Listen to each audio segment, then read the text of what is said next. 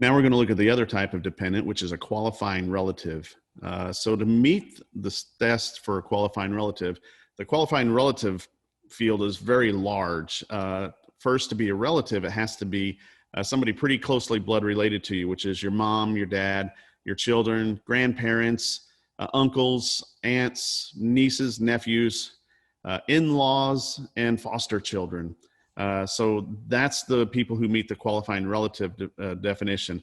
There is another way. Let me share my screen with you so we can take a look at some other tests that we have to meet. So much like our qualifying child test, we have 5 tests to determine if you're a qualifying relative.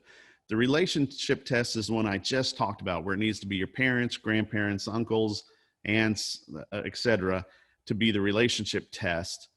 Or they can be a member of your household for the entire year. So this could open it up to anybody. You're from a friend that you know, or somebody who's a relative but not in that descendant line that we're looking at. Maybe a cousin or something could meet this test if they were a member of your household for the entire year. So now don't get confused on here, because it's an or. They either have to be related to you, like your parents or grandparents, or they can be a member of the household for the entire year.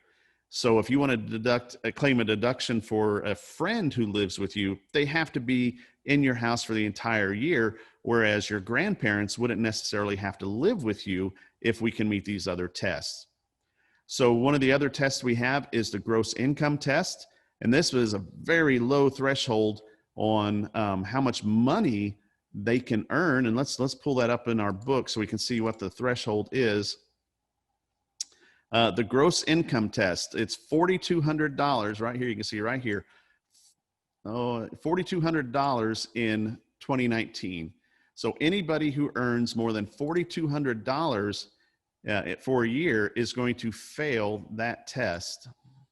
So to meet the gross income test, they have to earn less than $4,200. So you can see that is a very low threshold. And anybody working just a part-time job at a fast food restaurant will probably earn more than that. And that's exactly what they wanted, is for you to be able to claim them as a dependent on your tax return. They've really got to just not be earning anything to work. And then same thing with these last 3 tests are the same thing we had with the qualifying child test. Support test, you have to provide more than half of their support. So if they are providing more than half their support, maybe they have your grandparents have an apartment that they live in, and they pay the rent, they pay the food, they pay the utilities, and you just give them a little extra money here and there, you're not going to meet the support test, because you got to pay more than half of their support.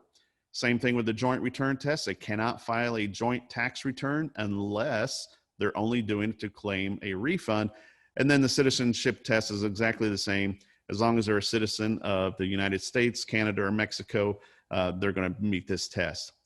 So if somebody meets all these tests, then you can claim them as a qualifying relative on your tax return.